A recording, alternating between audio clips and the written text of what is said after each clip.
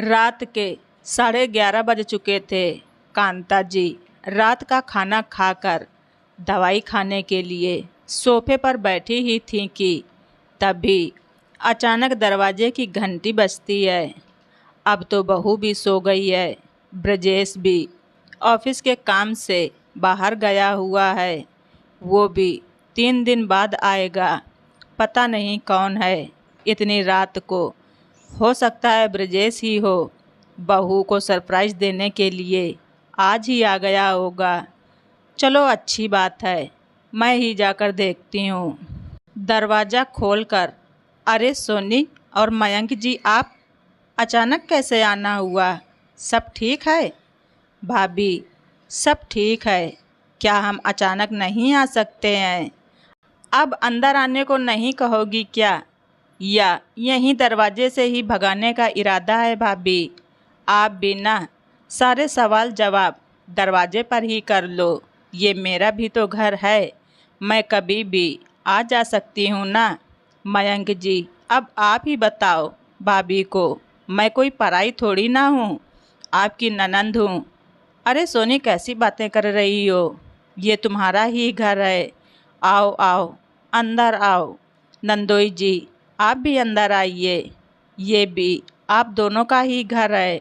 आप जब चाहें तब आ सकते हैं, लेकिन आपको पता है कि अब मेरी भी उम्र हो चुकी है।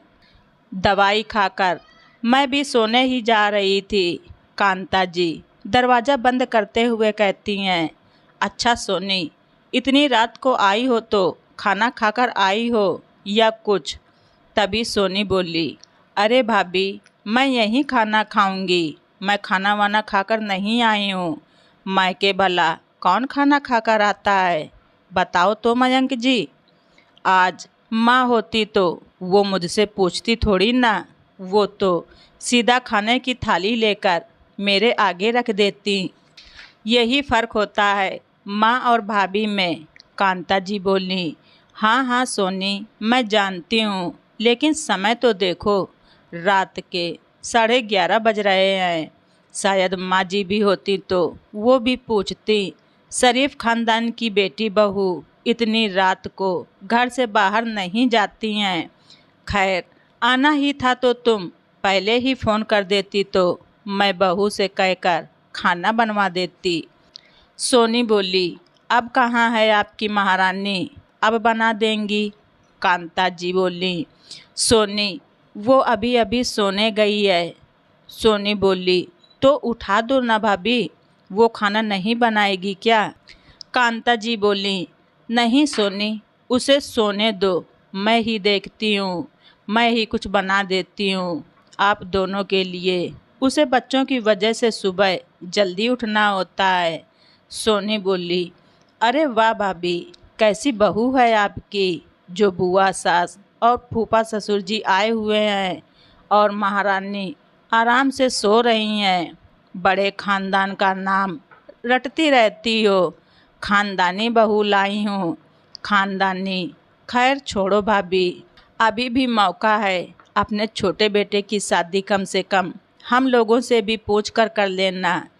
कांता जी बोली, हाँ हाँ सोनी, अगर कोई अच्छी सुशील और ख़ानदान बढ़िया हो तो ज़रूर बताना, ज़रूर करूँगी। सोनी बोली, अरे भाभी पता है आपको, मेरी बहू की बहन सुरभि विदेश से पढ़ाई पूरी करके आई है। मैं और मयंक जी सोच रहे थे कि आप सुरभि को अपनी छोटी बहू बना लो।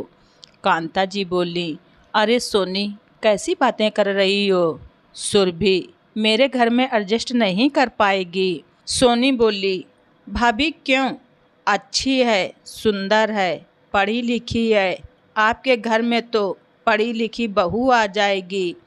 कांता जी बोली, बात पढ़ी लिखी की नहीं है सोनी, और मैं कौन सा पढ़ी लिखी का कोई बोर्ड टांग रखा है कि मुझे पढ़ी लिखी ही बहू चाहिए। मुझे तो मेरे घर में जैसी मेरी बड़ी बहू रागिनी है, वैसी ही मुझे छोटी बहू भी चाहिए। सोनी बोली, अरे भाभी रहने दो, रागिनी इतनी भी तारीफ के काबिल नहीं है, अभी देखो उठकर भी नहीं आई। कांता जी बोली, मुझे पता है मेरी रागिनी कैसी है और मेरा बड़ा बेटा ब्रजेश कैसा है।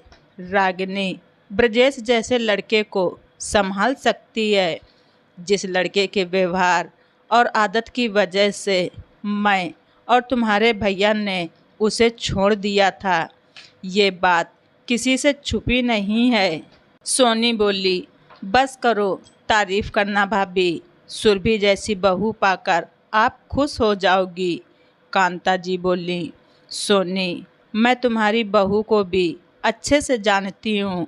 अगर तुम्हारी बहू इतनी ही अच्छी होती तो तुम और नंदोई जी 11:30 बजे रात में बिना खाए पिए यहाँ नहीं आते। मयंक जी बोले, अरे भाभी आप भी कहाँ बात ले जा रही हैं। वो मुझे आपके हाथ का खाना खाना था, इसलिए हम आए हैं।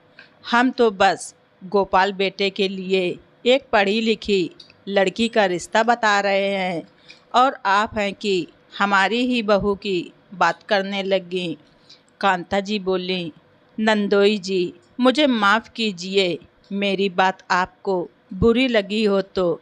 लेकिन सोनी एक बात बताओ, जब 5 दिन पहले भी तुम मेरे पास आई थी, उस दिन भी बिना कुछ खाए हुए आई थी, क्योंकि तुम्हारी बहू किसी पार्टी में गई थी। सोनी बोली, भाभी वो पढ़ी लिखी है, उसका स्टैंडर्ड अलग है, उसका अपने दोस्तों के साथ उठना बैठना है, बड़े ऑफिस में काम करती है, घर में नौकर चाकर इसलिए थोड़ी ना लगा रखे हैं। कांता जी बोली, देखो सोनी मैं ये नहीं कहती कि अपनी लाइफ ना जियो, लेकिन अपने साथ साथ आप दोनों का भी ख्याल रखना चाहिए उसे।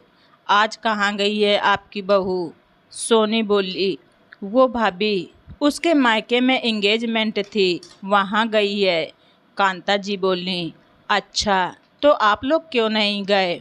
सोनी बोली, वो उसकी खास सहेली की ननद का एंगेजमेंट है, बस इसीलिए नहीं गई। कांता जी बोली, देखो सोनी, एक तो सहेली की नहीं, सहेली की ननद की एंगेजमेंट है, तुम उसे रोक सकती थी। अपनी बहू को क्या उसे नहीं पता नंदोई जी की तबीयत खराब रहती है, इन्हें नौकर चाकर की नहीं बल्कि अपनों की ज़रूरत है। अगर तुम्हारी बहू ऐसी है तो सोनी सुरभि कैसी होगी। तुम्हारी बहू सिर्फ अपने मायके के बारे में सोचती है, हमेशा तुम्हारी बहू पढ़ाई का धौंस दिखाती है, तो क्या सुरभि नहीं दिखाएगी। मैं ये नहीं कहती कि सुरभि बुरी लड़की है, वो भी किसी की बेटी है, पर मैं रागिनी जैसी ही बहू लाऊंगी। सोनी बोली, भाभी वो तो पढ़ी लिखी है ना, इसलिए पढ़ी लिखी होने का रौब दिखाती है, पर पैसों की कमी नहीं होने देती हमें।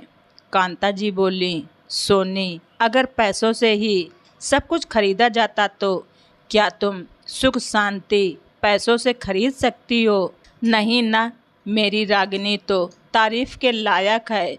सोनी तुम्हारे भैया के जाने के बाद वो मुझे और ब्रजेश को संभाल रखा है, साथ में उसके खुद के 2 बच्चे हैं। मैं जब बीमार पड़ी थी तो उसने अपनी नौकरी तक छोड़ दी। बल्कि मेरा बेटा कैसा है वो तुम भी अच्छे से जानती हो। मैं अपने बेटे की गलती की सज़ा बहू को नहीं दे सकती हूँ। अरे बुआ जी, फूफा जी प्रणाम। आप दोनों अचानक। मम्मी जी आपने मुझे उठाया क्यों नहीं। रागिनी बहुत ही धीमी आवाज़ में कांता जी से कहती है। कांता जी, अरे कोई बात नहीं बेटा, देर रात हो गई थी इसलिए नहीं उठाया। रागिनी, अच्छा आप सब बैठिए, मैं कुछ खाने के लिए लेकर आती हूँ। तभी रागिनी किचन में चली जाती है। कांता जी रागिनी से कहती हैं, रागिनी रुको, मैं भी आती हूँ, कुछ मदद कर दूँगी। रागिनी बोली, नहीं मम्मी जी, आप अपनी दवाई लीजिए, आपने शायद अभी तक दवाई नहीं ली। मैं जल्दी से कुछ बनाकर ले आती हूँ। कांता जी, देखा सोनी, ये है मेरी रागिनी बहू जो कितनी सुशील और समझदार है। इसे कहते हैं खानदान का नाम रोशन करना। सोनी बोली, अच्छा अच्छा भाभी, मत करो सुरभि से गोपाल की शादी। आप अपनी चहेती बहू रागिनी जैसी ही छोटी बहू लाना। कांता जी बोली, हाँ हाँ सोनी, मेरी रागिनी तो लाखों में एक है और मैं अपनी छोटी बहू भी करोड़ों में एक लाऊंगी, जो सर्वगुण संपन्न हो, जो सबकी सेवा करे, सबका सम्मान करे। तो दोस्तों, आप सभी लोगों को हमारी ये स्टोरी कैसी लगी कमेंट बॉक्स में ज़रूर लिखें। चैनल पर नए हैं तो सब्सक्राइब करना ना भूलें। धन्यवाद। रिचा वॉइस।